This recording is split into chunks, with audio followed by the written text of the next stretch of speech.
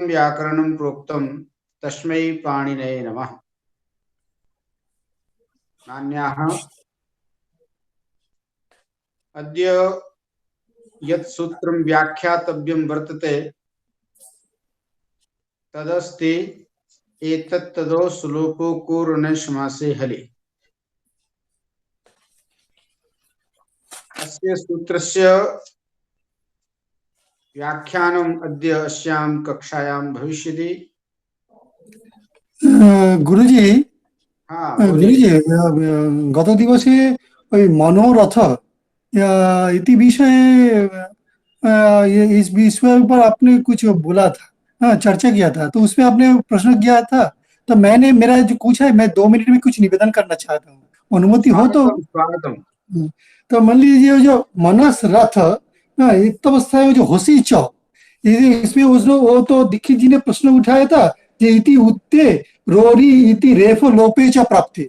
मेरा कहना है कि ऐसा प्रश्न उठने का स्कोप नहीं है, वो जोर जबरदस्ती वो ये प्रश्न उठाया, क्योंकि मान लीजिए पुष्करादिभ्यो देशे, ये जो सूत्र जो है उसमें जो पुष्करादि जो गण है वो गण में स्वरोरूह ये पद है। तो मान लीजिए वो स्वरोरूह ये जो पद जो है इससे ज्ञापक होता है जो वसीचय होगा, वो दूसरा कुछ होने का संभावना नहीं है, ये मेरा ख्याल है। तो और एक है, मान लीजिए मैंने उस दिन बोला था ना, जो ये पदशास्त्र है, ये पदशास्त्र होने के कारण मान लीजिए वो पहले मान लीजिए पद को साधन करने के चाहे 3 सूत्र बनाने के तैयार है। इसका प्रमाण है हे म परे ब, क्योंकि मान लीजिए ह का बाद म ह म करना है तो इसके लिए कोई सूत्र का जरूरी नहीं है, क्योंकि सारे ज्ञापक सूत्र है, 10-20 ज्ञापक सूत्र है जहां ह का बाद म है। लेकिन पाणिनि जी ने देखा जो वो नहीं है, अनुस्वार भी होता है, वो 2-4 आदमी अनुस्वार, वो 2-4 आदमी जो अनुस्वार यूज करता है उसके लिए वो एक सूत्र बनाया हे म परे ब।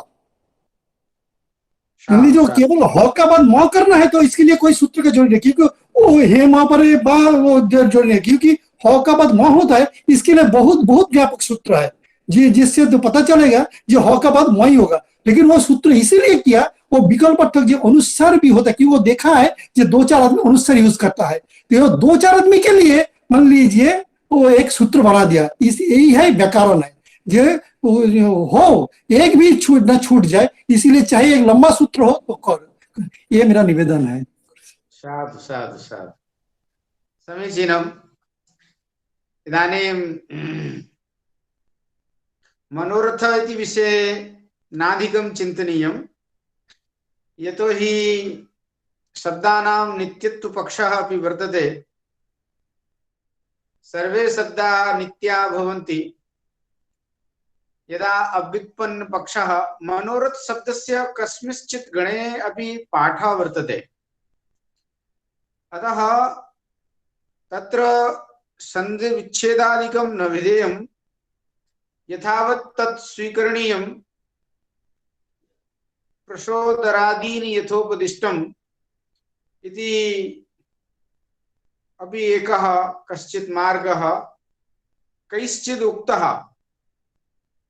तर्हि एतस्मिन् मार्गे स्वीकृते सति तु समग्रं व्याकरणम् एव किमर्थं सर्वे शब्दाः नित्याः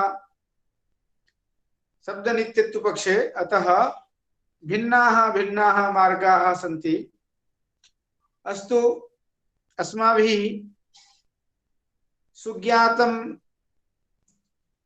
मनोरथपदम्, इदानीम् अस्माकं मनोरथः प्रपूर्णतां यायात्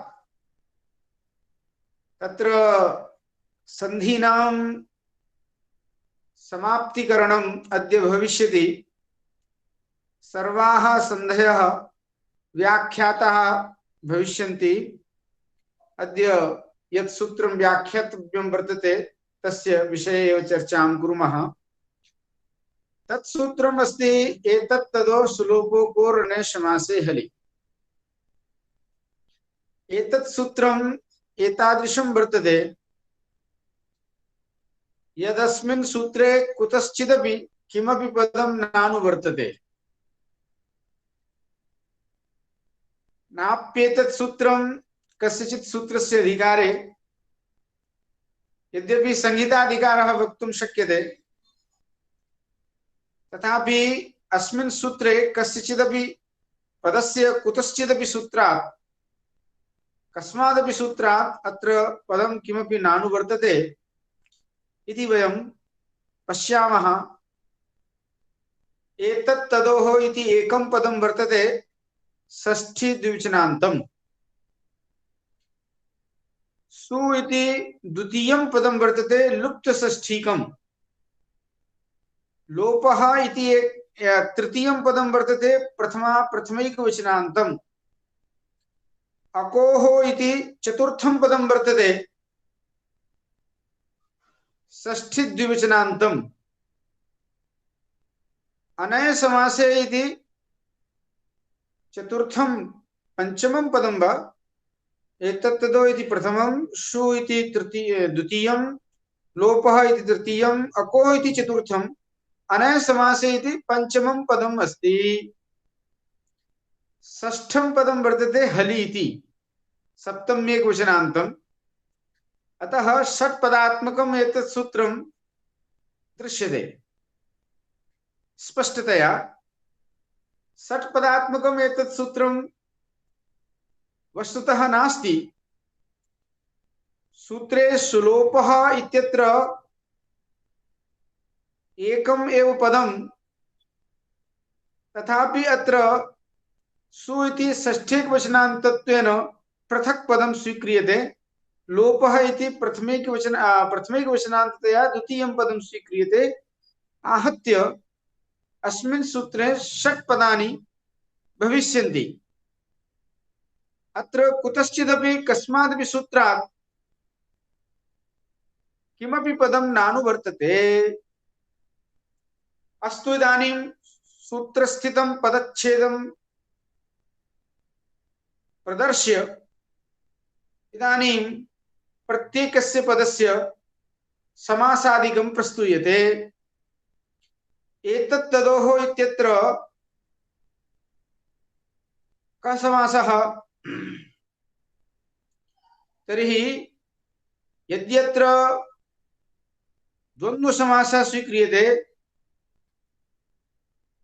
एषः च सः च इति एतत् तदौ, तयोः एतत् तदोः इत्येवं रीत्या द्वन्द्वसमासः स्वीक्रियते चेत् तर्हि एका परिभाषा वर्तते, एकं वार्तिकवचनं वर्तते। तिदादीनां मिथः सोक्तौ यत् परं तच्छिष्यते।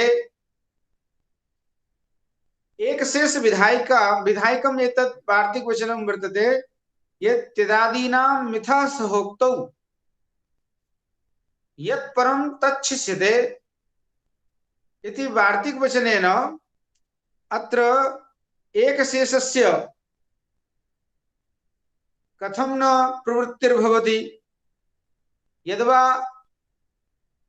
अत्र तिदादीनामः इत्यनेन अकारान्तादेशस्य प्रवृत्तिर्कथं न भवति इति प्रश्नः अत्र समुद्भावितः भवति।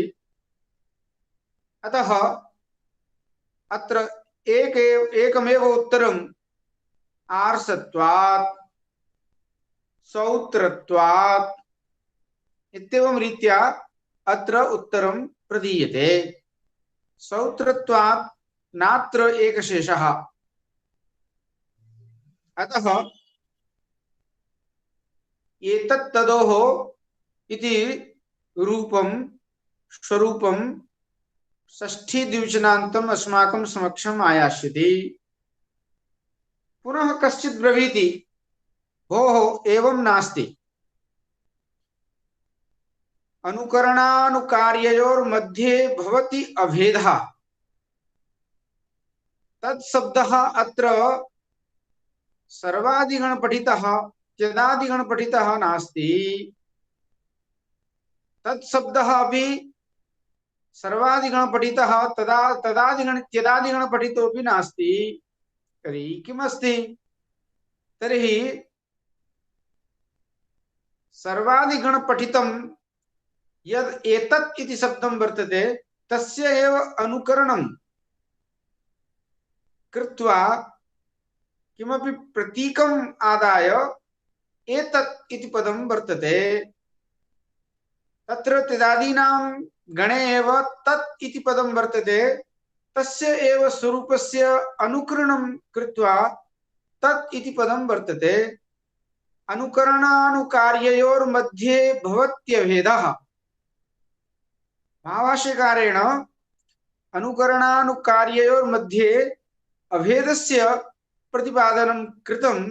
अतः अनुकरणात्मकं यत् एतत् शब्दस्वरूपं वर्तते तत् तस्य त्यदादिगणपठितस्य एतत् शब्दस्य एव स्मारकं भविष्यति। एवमेव अनुकरणे यत् तत् शब्दस्वरूपं वर्तते तत् शब्दस्वरूपं त्यदादिगणपठितस्य तत् शब्दस्य स्मारकं भविष्यति। अतः एतत् कृत्वा अत्र एतयोः उभयोः शब्दयोः त्यदादित्वं व्याहत्य त्यदादित्वं च अस्वीकृत्य अपि तु त्यदादीनामेव तत् शब्दस्वरूप अनुकरण विशेषम् आश्रित्य अत्र एतच्च तच्च इति एतत्तदौ तयोः एतत्तदोः इत्येवं रीत्या अपि व्याख्यानं कुर्वन्ति। यदा एतादृशं व्याख्यानं क्रियते तदा तदादीनां मिथासोक्तौ यत्परं तच्छिष्यते इति वार्तिकवचनम् अत्र न प्रवृत्तिम् अर्हति। मुझे मालूम है कि आप लोग संस्कृत सुनने में थोड़ा सा पुअर हैं, इसलिए थोड़ा हिंदी में बता दे रहा हूं कि एतद और तद ये जो दोनों शब्द हैं ना, ये वास्तव में एतद और तद शब्द के अनुकरण रूप में है। किसी ने अनुकरण कर लिया, त्यदादि गण पठित जो एतद शब्द है, त्यदादि गण पठित जो एतद शब्द है वही सर्वनाम रूप, उसी का अनुकरण करके और एतत् बोल दिया। ऐसे ही तत्पद का भी अनुकरण कर लिया और अनुकरण करके उस अनुकरण शब्द स्वरूप का एतच्च तच्च इति एतत्तदौ तयोः एतत्तदोः ऐसा समास कर लिया। और ऐसा कर लेने पर क्या होता है कि अनुकरणानुकार्ययोर अभेदार्थकत्वम, अनुकरण और अनुकार्य में अभेद होता है, तो उस अनुकरण किए गए एतत् शब्द से उस अनुकार्य सर्वाधिगण पठित तेदादिगण पठित एतत् शब्द का बोध हो जाएगा अपने आप, और तत्पद का भी इसी प्रकार से अनुकार्य पद का स्मरण करा देगा।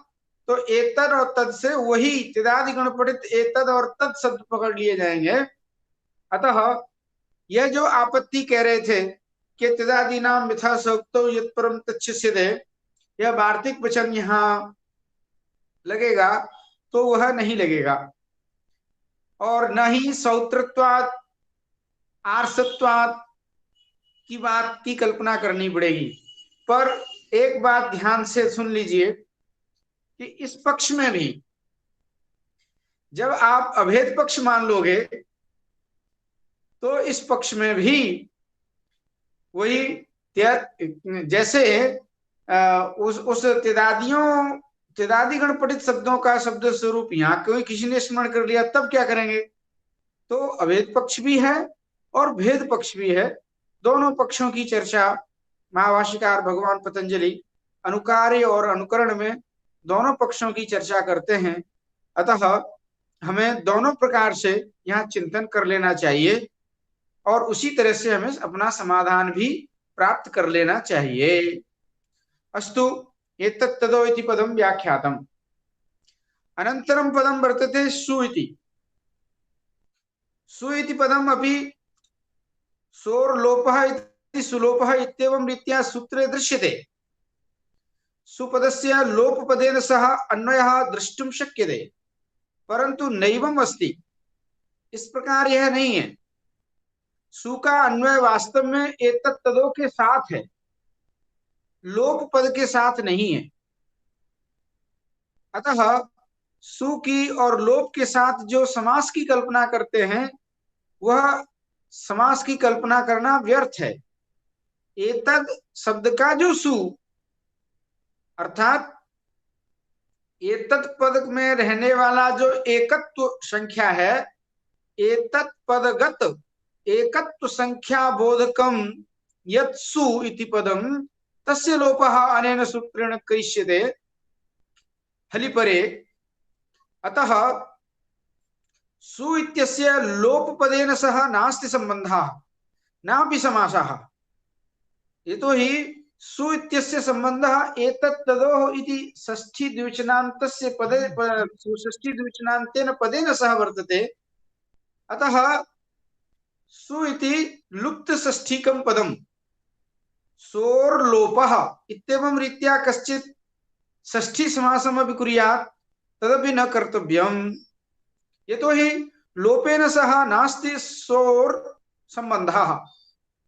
वस्तुतः कस्य सुः लुप्यते तर्हि एतद् शब्दगत एकत्व प्रतिपादकं यत् प्रथमैकवचनं सु इति पदं सु इति प्रत्यय रूपं वर्तते तस्य लोपः अनेन सूत्रेण क्रियते। एवमेव तत् इति पदं तद्गत तत् शब्दगत यद् एकत्वं तस्य प्रतिपादकं तस्य वाचकं यत् सु इति प्रथमैकवचनं वर्तते तस्य लोपः अनेन सूत्रेण क्रियते। अतः सोर् सम्बन्धः एतत् तदोः इति पदेन सह वर्तते न तु लोपपदेन सह। अतः अत्र शु इति लुप्त षष्ठीकं पदम् इति अवश्यमेव अत्र ज्ञातव्यम्। अस्तु, एतदपि अस्माभिः ज्ञातम्। अनन्तरं वर्तते लोपः इति पदम्। लोपः पदम् इति तु विधेयं वर्तते। लोपः अनेन सूत्रेण लोपः क्रियते। वस्तुतः सूत्रमेतत् लोपविधायकम्। अतः लोपः इति प्रथमैकवचनान्तं विधेयं पदं वर्तते। सु इति प्रथमैकवचनम् उद्देश्य तस्यैव लोपः अनेन सूत्रेण विधीयते। अस्तु, अनन्तरं पदं वर्तते अकोः इति। अकोः इत्यत्रापि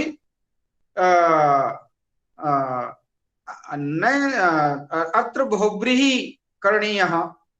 अविद्यमानः ककारः ययोः तौ अकोः, ऐसा करके हमें बहुव्रीहि समास यहाँ करना है। अर्थात ऐसे ये अको जो है एतत् तदो का विशेषण बनेगा। ऐसे एतद और तद शब्द जो ककार रहित हो। अतः अविद्यमानः ककारः ययोः तौ अकौ तयोः अकोः एतत् तदोः अकोः सोर्लोपः। एवं रीत्या अत्र अन्वयो विधेयः। नये समासे न नये समासः इति अनये समासः। तस्मिन् अनये समासे नये समास न हो तो अर्थात और हलि इति सप्तम्य वचनान्तम् अतः हलि परे। अतः एतत्तदो सुलोपोकोरणे समासे हलि इति षट् पदात्मकं सूत्रम् एतद् वर्तते। अस्मिन् सूत्रे षट् पदानि सन्ति। अतः एतत् सूत्रं षट् पदात्मकं सूत्रं वर्तते। आहत्य अत्र सूत्रेऽस्मिन् कुतश्चिदपि कस्यापि पदस्य अनुवृत्तिर्न भवति इति वर्तते विशेषता अस्य सूत्रस्य। पाणिनीयं सूत्रमेतत् एतादृशं वर्तते यदत्र अस्मिन् सूत्रे कस्यापि पदस्य अनुवृत्तिर्नायाति कुतश्चिदपि सूत्रात्। अतः एतत् अवश्यमेव अस्माभिः अत्र ज्ञातव्यम्। अस्तु, इदानीं यावत् यद् व्याख्यानं जातं तदनुसारम् अस्य सूत्रस्य यो हि अर्थः फलितार्थः निस्सरति स एव ग्रंथकारेण श्रीमद्भट्टो इति दीक्षितेन वृत्तौ लिख्यते।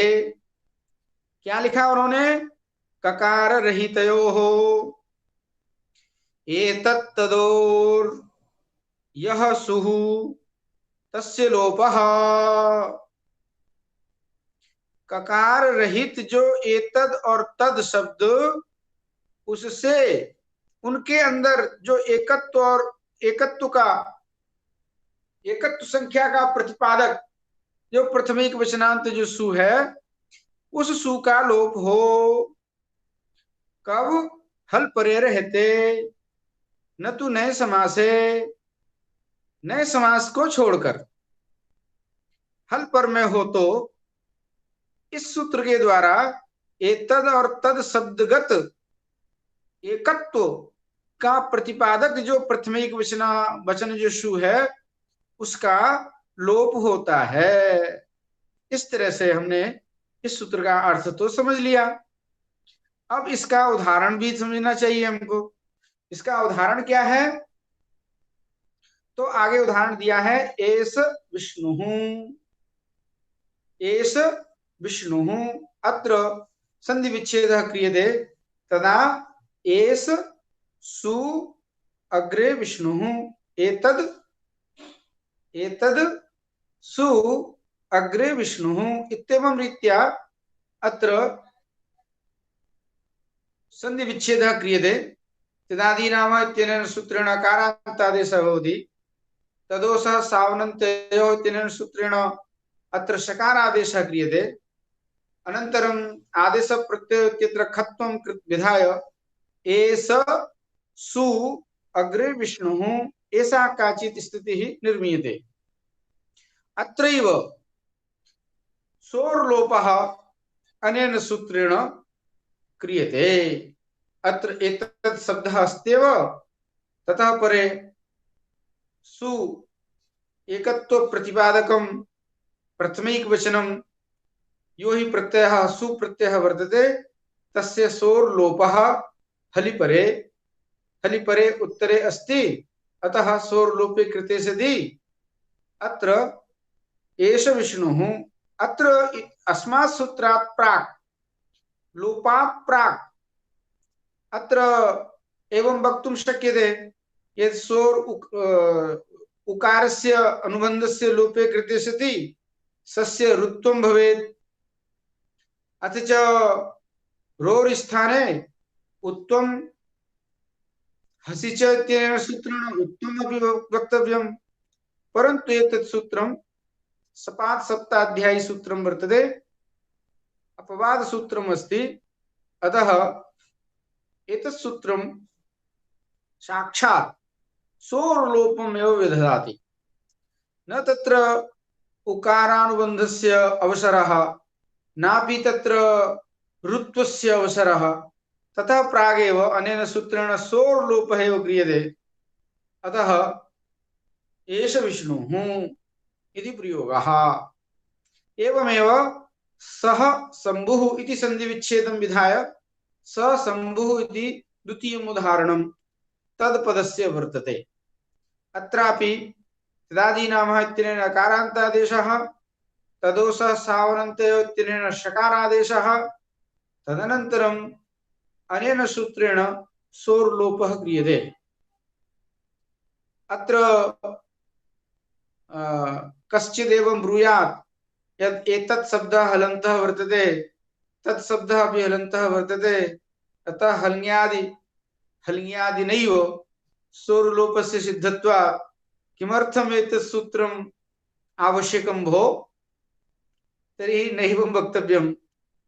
ततोपि प्राक् तदादीनामः इति सूत्रं, तदोषः सावनन्तयोः इति सूत्रम् अत्र प्रवर्तते हल्ङ्यादिलोपात् प्रागेव। तदानीम् अयं शब्दः अकारान्तः भवति, अतः पुनः हल्ङ्यादिलोपस्य नास्ति अवसरः। एतत् सर्वं सम्यक् रूपेण चिन्तनीयं, विचारणीयम्। अस्तु, उदाहरणद्वयम् अस्माभिः अवगतम्। इदानीं प्रत्युदाहरणं ग्रंथकारः प्रस्तौति। अको किम, ये क्यों कहते हो कि ककार रहित जो एतद और तद शब्द, उसमें रहने वाला जो एकत्व, उसका प्रतिपादक जो प्रथमिक वचन जो सु है, उसका लोप होता है, ऐसा क्यों कहते हो? तो कहा ककार सहित जहां एतद और तद शब्द मिलेगा वहां पर भी सुरलोप होने लगेगा। तो कहां होने लगेगा? तो उदाहरण दे रहे हैं, एशको रुद्रहा, सको रुद्रहा। अब यहाँ एशकः और शकः में अव्यय श्रम नामना मकच प्राक्टे, टी से पहले अकच प्रत्यय हो जाता है। वास्तव में यह अकच मध्य में जाकर के होता है। तो कोई ये नहीं कह सकता है कि अकच प्रत्यय करते ही ये तो लक्ष्यांतर हो गया, ये तो एतत् शब्द ही नहीं रहा, तद शब्द ही नहीं रहा, यहाँ तो एतकद शब्द बन गया, तकद शब्द बन गया। तो ऐसा नहीं कह सकते हैं, क्योंकि तन्मध्ये पतितस् तद्ग्रहणेन गृह्यन्ते, यहाँ जो अकच प्रत्यय होता है वो बीच में जाकर के बैठता है, टी से पहले बैठता है। प्राक्टे, टी से भी पहले हो जाता है, इसलिए तन्मध्य पतितस् तद्ग्रहणेन गृह्यन्ते, इसलिए तन्मध्य पतिताः तद्ग्रहणेन गृह्यन्ते, इसलिए जो है यहाँ एतकद शब्द भी एतद शब्द ही है, तकद शब्द भी तद शब्द ही है, यह मान करके यहाँ पर ककार सहित एतद शब्द, ककार सहित तद शब्द मिल जाएगा। अतः उस तकार सहित, उस ककार सहित एतद और तद शब्द को से परे सु का कहीं लोप न हो जाए, इसलिए अकोह यह पद जो का है यहाँ पर दिया गया। इसलिए एसको रुद्र में सु का लोप नहीं होता, अपितु रुत होता है। रुत होकर के हसीचे से उत्त हो जाता है, आदगुण से गुण हो जाता है, इसको रुद्र यह प्रयोग बन जाता है। अब कहते हैं ठीक है, यहाँ अनय समास से किम, सूत्र में नए समास से रहित जो एतद और तद शब्द अकच प्रत्यय ककार अकच से रहित और नए समास जहां नहीं न हुआ हो, ऐसे एतद तद शब्द से परे सु का लोप होता है, ऐसा जो अर्थ करते हो आप, ऐसा क्यों कहते हो? तो कहा असह शिव न सह इति अशः न एषः इति अनेशः, इसलिए अनेशः शिवः असह शिवः, ऐसे बहुत सारे उदाहरण हमारे संस्कृत साहित्य में कवियों के ग्रंथों में प्राप्त होते हैं। अतः इन सभी प्रयोगों की सिद्धि के लिए हमने यहाँ महर्षि पाणिनि के उस दृष्टि को, अनय समासी वाले शब्द को की सार्थकता को हमने यहाँ पर प्रदर्शित किया, समझा। तो फिर पदकृत करते हैं, हलिकिम हलपरे रहते होता है, ऐसा क्यों कहते हो? तो कहा अचपरे रहते होने लगेगा। एशोत्र सो सोस्ति न सोस्ति प्रत्ययो लोके यह शब्दानुगमादृते, तो सोस्ति सह अग्रे अस्ति है, तो सोस्ति नहीं बनेगा, फिर यहाँ पर भी सुगा लोप हो जाएगा, तो सोस्ति कैसे बनेगा, एशोत्र कैसे बनेगा, इत्यादि इत्यादि बहुत सारे उदाहरण मिलते हैं। इस तरह से हमने सोदाहरण सोदाहरण प्रत्युदाहरण यह सूत्र का अर्थ और उदाहरण प्रत्युदाहरणों को हमने यहाँ पर अच्छी तरह से समझ लिया। अब हम अंतिम सूत्र है सोच लोपे चेतपात पूर्णम, इस प्रकरण का अंतिम सूत्र है सोच लोपे चेतपात पूर्णम, उस सूत्र की व्याख्या की तरफ बढ़ रहे हैं। सह इति एकम पदम, अचि इति द्वितीयम पदम, लोपे इति तृतीयम पदम, चेत इति चतुर्थम पदम और पाद पूर्णम इति पंचमम पदम। आहत्य पंचपदात्मकम इदं सूत्रम वर्तते। एतत् सूत्रमपि अतीव सरलम वर्तते। सह इति प्रथमैकवचनान्तम् एकं पदं वर्तते। वस्तुतः अत्र सस् इत्येवं रीत्या तत्शब्दात् षष्ठीकवचनान्तं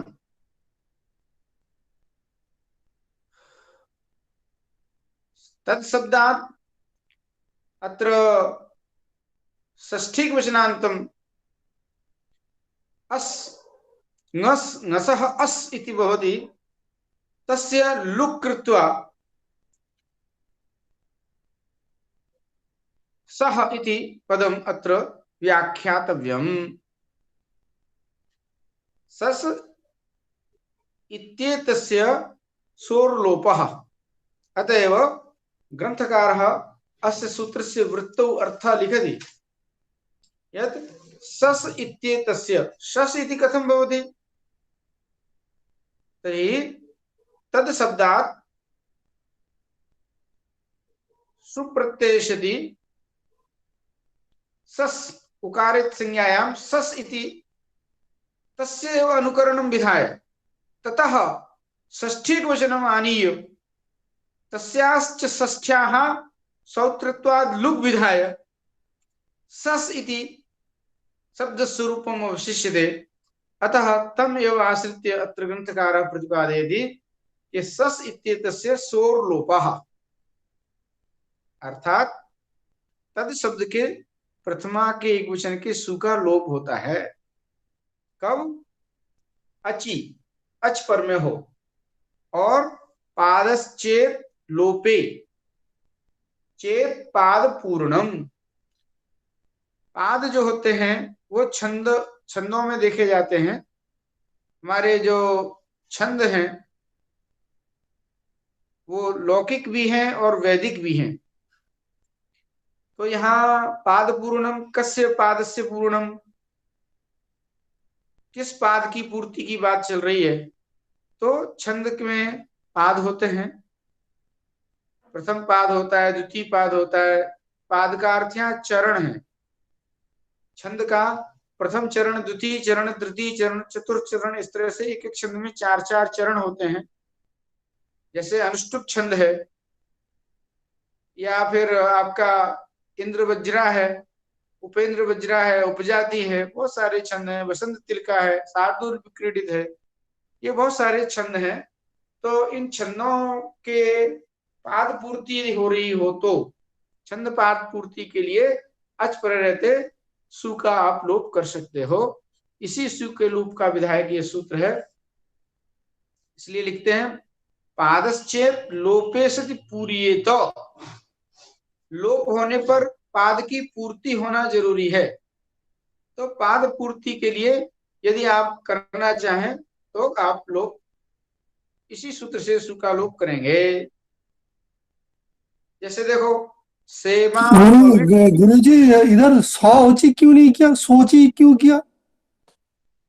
वो षष्ठेक वचनांत को लेकर के वहां तो कोई दिक्कत नहीं है, सूची हो जाएगा। सही बात है। सोची में माने उसको रुत्व किया, रुत्व करके उत्व कर लिया, गुण कर लिया, और फिर इंग पदांता से पूर्व कर लिया, सोची बना लिया। तो सोची तो बनता ही है, सोच बनाने में कोई दिक्कत नहीं है। जैसे सोचती, सोचती कैसे बनाते हैं? सह अस्ति इति सोचती, इस तरह से यहाँ पर भी सह अचि इति सोची बना सकते हैं, इसमें कोई दिक्कत नहीं है, संधि तो हो जाएगी। हाँ, देखने में संशय लगता है ना, ये तत्शब्द है, इसीलिए ये संशय को हटा दीजिए। हाँ हाँ, संशय लगता है, इसीलिए इसकी व्याख्या करनी जरूरी है। व्याख्यान तो विशेष प्रतिपत्ति नहीं संदेहाद लक्षणम। इसलिए हमें ऐसी जगह पर जैसे ही संदेह हो या जैसे ही संशय हो वैसे ही हमें व्याख्या कर लेनी चाहिए। और वही व्याख्या हमने यहाँ पर की थी कि ये जो सस है वह वास्तव में क्या है, षष्ठी का एक वचन है। तो ये तत् का प्रथम एक वचन नहीं है, ये बोलो। नहीं नहीं, उसमें क्या है कि है तो तत्शब्द तो ही, प्रथमा का एक वचन नहीं है। हाँ वहाँ षष्ठी, हाँ वहाँ षष्ठी व्यक्ति आती है और षष्ठी का लुक हो जाता है, वो नस का षष्ठी का। हाँ हाँ, ये तात्पर्य। तो अस्तु, व्याख्या करके हमने ये सारा समझ लिया। और उदाहरण में स अग्रे इमामविद्धि, सस अग्रे इमामविद्धि प्रवृत्तिम, ये वैदिक उदाहरण है। यह ईसी से यह भी वैदिक उदाहरण है। तो यहाँ सब जगह सस में स का लोप होकर के और गुण करके स इमा, सस इमा सेमा मविद्धि प्रवृत्तिम, ये बहुत सरल है। ऐसे ही यस, यह ईशिसे में है, तो यहाँ कहते हैं कि यहाँ पादपूर्ति के बारे में, किस छंद की पादपूर्ति के बारे में, तो ग्रंथकार स्पष्ट लिखते हैं, यह ऋक्पाद एवं गृह्यते यदि वामन। वामनाचार्य का मत ला करके कहते हैं कि वामनाचार्य ने कहा कि यहाँ पाद पूर्ति की बात जो है वह ऋक्पाद माने ऋग्वेद का जो मंत्र होगा जहां, वहां उन्होंने उसका वैसा ही उदाहरण दिया और वामनाचार्य का मत भी ला करके रख दिया। तो ये दीक्षित जी ने उनका मत का प्रस्तुतिकरण पहले किया, फिर बाद में अविशेषात श्लोक पादोपि इत्यपरे अपरे आचार्य वदंती अविशेषात। भाई पाद पूर्ति करनी है तो पाद पूर्ति यदि लौकिक छंद में भी हो तो क्या दिक्कत है। तो अविशेषात कोई ऐसी विशेष उक्ति नहीं है कि वैदिक छंद में ही यह सूत्र पाद पूर्ति के लिए सुकालोप करता हो, ऐसी बात नहीं है। अपरे आचार्य वदंती यद अविशेषात नास्ति कश्चित् विशेषः नास्ति कश्चित् विशेषः अर्थः अत्र केनापि ऋषिणा प्रोक्तः। अतः अत्र श्लोकपादोपि लोके ये श्लोकाः यस्मिन् छन्दसि दृश्यन्ते तेषां छन्दसां पादपूर्तौ यदि सोर्लोपेन पादपूर्तिर्भवेत् तर्हि तदापि तत्रापि सोर्लोपः अनेन सूत्रेण भविष्यति। तदा सैष दाशरथी रामः इति उदाहरणम् अत्र ग्रन्थकारः आनयति। स अग्रे एष सस अग्रे एष दाशरथी रामः। तो यहाँ सु का लोप करके एष है, एष अचपरे मिल जाएगा और फिर बाद में सु का लोप होने के बाद वृद्धि से वृद्धि हो जाएगी। इस तरह से सैष दाशरथी रामः। तो ये प्रयोग लोक में भी यह सूत्र प्रवृत्त होगा। लोपे चेत इति किम, तो कहा स इच्छेद। यहां पर देखिए लोपे चेत माने लोप होते ही, यदि लोप होते ही, ऐसा जो कहा गया है ना, शर्त रखी गई है कि लोपे चेत इति किम माने लोप होने पर पाद पूर्ति हो रही हो, तो ऐसा क्यों कहते हो। तो स इच्छेद और स एव मुक्त्वा, यहां पर सु के लोप की स्थिति पैदा होती है, सु का लोप होता है, स एव मुक्त्वा में सु का लोप हो गया, तो यहां पर पाद पूर्ति की स्थिति, यहां होता क्या है वास्तव में, सु को रू होता है और रू को य होता है और य का लोप होता है और पुनः फिर वृद्धि इत्यादि नहीं होते हैं, गुण इत्यादि नहीं होते हैं, वो असिद्ध हो जाता है। सप्ताध्याय के प्रति त्रिपादी सिद्ध हो जाता है, ये लोप सिद्ध हो जाएगा। तो यहाँ पाद पूर्ति की स्थिति नहीं बन पा रही है।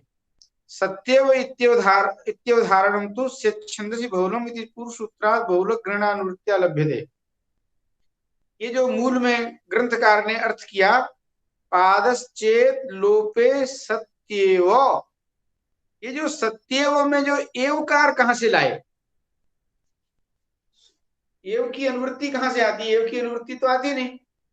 तो इन्होंने कहा कि एव सत्येव में जो अवधारणार्थक एव है वह तो छन्दसि बहुलम सूत्र से, इस पूर्व सूत्र से बहुलक ग्रहणानुवृत्त्या आता है। अर्थात क्या मतलब हुआ, निष्कर्ष ये निकला कि बाहुल्कात आएगा तो कहीं लोप नहीं भी होगा, पाद पूर्ति को ही सर्वोच्च प्राथमिकता दे दी गई। यदि न लोप होने से पाद की पूर्ति हो रही है तो लोप नहीं होगा, ये अभिप्राय है। जैसे सोहमा जन्म शुद्धानाम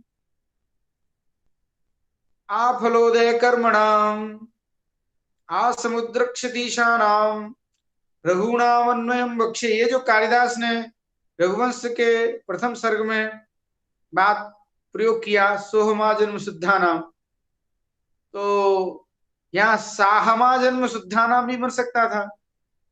सु का लोप कर देते, आकाशवाणी दीर्घ से दीर्घ कर देते, तो साहमा जन्म शुद्धानाम भी बन सकता था। पर यहाँ मुख्य रूप से जो बात है वो पाद पूर्ति की है। पाद पूर्ति यदि बगैर लोप किए भी हो रही है तो वह लोप नहीं होगा, ये अभिप्राय है। यहाँ पर स्वच्छंद से बहुलम से बाहुल का यहाँ न सुर न लोप करने की भी स्थिति भी है, यह बात भी हमें समझ लेनी चाहिए। तो ये तत्त प्रयोगों के गतार्थता के लिए इस प्रकार का अर्थ यहाँ ग्रंथकार करते हैं, ऐसा मैं मानता हूं और ऐसा ही हमें प्रतीत होता है। फिर भी आप सब लोग यहाँ प्रश्नोत्तर के लिए आमंत्रित हैं। आज कक्षा पूर्ण हो चुकी है। अब यहाँ पर हमने मुनित्रयम से आरब्ध करके और इति स्वादि संधि प्रकरणम यावत बड़े ही धैर्य पूर्वक सरलतया एक एक पद को लेकर के हमने अभी हमें यहाँ इस ग्रंथ के प्रारंभ किए हुए 2 महीने बीत चुके हैं लगभग। हमने 1 नवंबर से प्रारंभ किया था, तो पूरा नवंबर बीत गया और पूरा दिसंबर बीत गया, 2 महीने बीत गए और ये जनवरी का भी आज 12 दिन बीत गए। तो कहने का मतलब यह है कि 2-2.5 महीने, 2-2.25 महीने में करीब 70-72 दिनों में हमने यह संधि पूरी की, पंच संधियां पूरी की, संज्ञा प्रकरण पूरा किया, परिभाषा प्रकरण पूरा किया और बड़े धैर्य पूर्वक आप सब लोग सुनते रहे। तो इसका आनंद भी हम लोग रिकॉर्डिंग के माध्यम से भी लेते रहते हैं। पर अब हमने बहुत बड़ा लक्ष्य कवर कर लिया, पूर्ण कर लिया। अब वास्तव में शब्द सिद्धि की प्रक्रिया कल से, कल क्या है, कल अमावस्या भी है और कल प्रतिपदा भी है। देखते हैं, पंचांग उठा करके देखेंगे, प्रतिपदा होगी तो पाठ नहीं होगा और प्रतिपदा नहीं होगी तो कल अयंत पुल्लिंग। अब हम यहाँ पर स्वादि प्रत्यांत शब्दों की सिद्धियां प्रारंभ करेंगे। सामान्यतया संधियों का ज्ञान होना बहुत जरूरी था, ये बहुत ही प्राथमिक स्थिति है व्याकरण की। तो इन सामान्य स्थितियों से हमने अपने आप को परिचित कराया, परिचित किया। अब हम अयंत पुल्लिंग की ओर, अथाजंत पुल्लिंग प्रकरणम की स्थिति को प्रारंभ करेंगे, वह कल से करेंगे। आज यहीं पर ही कक्षा को विराम देते हैं। आपके कुछ प्रश्न हो तो आपका आमंत्रण है, आप अपनी शंकाएं संदेह रख सकते हैं। बाल मनोरमा टीकाकार ने लिखा है इति संधित्रयम समाप्तम। संधित्रयम समाप्तम ऐसा क्यों लिखा? कहीं कहीं लघु सिद्धांत कौमुदी में लिखा जाता है पंच संधि प्रकरणम संपूर्णम। तो ये सब बातें बहुत ज्यादा मायने नहीं रखती हैं, ये आपकी इच्छा पर है कि संधियों का विभाग किस तरह से कर सकते हैं। संधियों का विभाग देखा जाए तो अच संधि को हमने 2 प्रकार की संधियों में विभक्त किया था। एक तो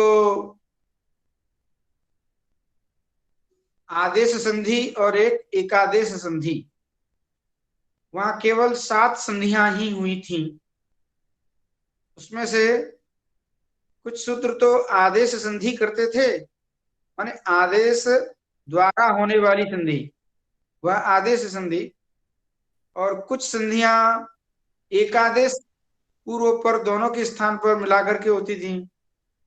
तो इस तरह से अच संधि प्रकरण में दो प्रकार की संधियां आती हैं। तीसरी संधि है प्रकृति भाव रूप संधि। इस तरह से तीन संधियां ये हो गई। अब हम हल संधि की ओर जाएं तो आप मान लो उसको हल संधि को, वास्तव में वहां अनुस्वार संधि और विसर्ग संधि और पूर्व पूर्व रूप और पर पूर्व सवर्ण और पर सवर्ण रूपी संधियां वहां जरूर हुई हैं। ये हल संधि में है। ये श्चुत्व, जस्त्व, ष्टुत्व, चरत्व, छत्व, ये संधियां कोई माने नहीं रखती है। ये तो वर्ण विकार में आ जाती हैं। पर तोड़ली से पूर्वसवर्ण हुआ, यरुणासिक अनुनासिको से अनुनासिक इत्यादि होना, मोनुस्वार लगना, ये अनुस्वार के रूप में आना, परसवर्ण होना, ये संधियां कुछ विचारणीय है हल संधियों की। इनको हम संधियों के रूप में ले सकते हैं। तो इस तरह से हल संधि प्रकरण में भी प्रकृति भाव संधि की बात हम करते थे। हेम प्रेवा और मोराज समक्को, सम्राट में नहीं अनुस्वार होने देना है, प्रकृति भाव ही रह जाना है। तो ये प्रकृति भाव अच्छंधि में भी होता है, ये प्रकृति भाव हल संधि में भी होता है और विसर्ग संधि में भी होता है। विसर्ग को विसर्ग ही रह जाता है। उपो क पौच चाद विसर्ग, विसर्ग को विसर्ग ही रहने देता है। तो इस तरह से विसर्ग संधि में भी प्रकृति भाव देखने को मिलता है। तो अब ये आपके ऊपर है कि आप किस तरह से विश्लेषण करते हैं संधियों का, किस रूप में आप संधियों को देखते हैं। पर एक दृष्टि ये भी है कि दो पदों को जहां एक पद के रूप में रख दिया जाए उसे संधि कहते हैं। कोई कहता है कि नहीं, दो वर्णों को मिलाकर के जहां एक वर्ण बना दिया जाए वहां संधि होती है।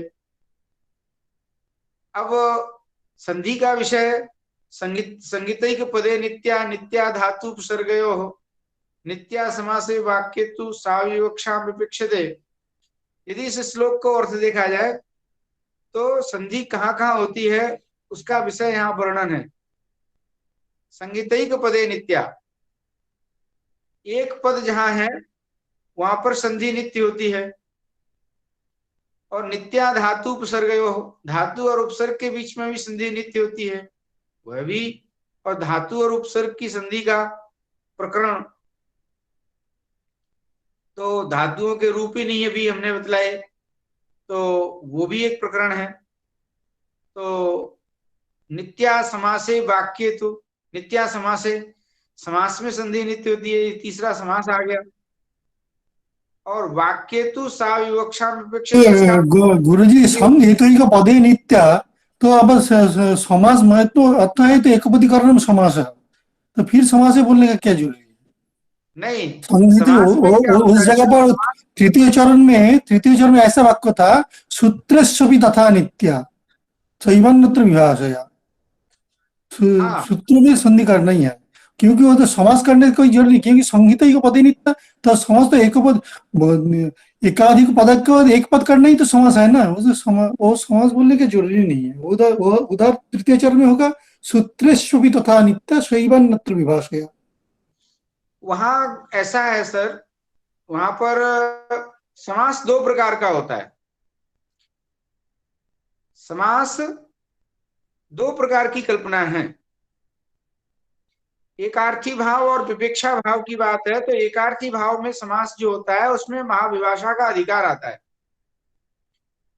तो जब समास नहीं होगा उस पक्ष में भी जहां समास नहीं हुआ फिर भी समासा भाव दशा में जहां विग्रह रह जाता है वह आप कहेंगे कि साहब वह एक पद ही नहीं है। तो प्रगत आचार्य प्राचार्य, वहाँ जो प्रादि समास होते हैं तो वहां कुछ स्थल जहां नित्य समास होते हैं वहां तो आप कह सकते हो कि संगीतई के पदे नित्या, नित्य समास में तो आप कह सकते हैं। पर जहां वैकल्पिक समास होते हैं वहां थोड़ा सा हमें समास को लेना पड़ता है। एक पदा एक पदे कहने से समास पूरा गतार्थ नहीं होता है, ऐसा भी कुछ मत है। और जहां गतार्थ हो जाता है वहां पर आपका मत ठीक है, आपने जैसा कहा वो भी पाठांतर देखने को मिलता ही है। तो अस्तु, हमने यहाँ संधियों के बारे में बहुत कुछ समझा। अब हम नई प्रक्रिया प्रारंभ करेंगे, शब्द रूपों की प्रक्रिया प्रारंभ करेंगे कल से। आप सभी को बहुत बहुत धन्यवाद। ये कक्षा ही पूर्ण विराम करते हैं। नमस्कार। सर्वेभ्यो नमो नमः। गुरुदेव प्रणाम। हाँ, विमलेश जी पूछिए। हाँ, ठीक है, मैं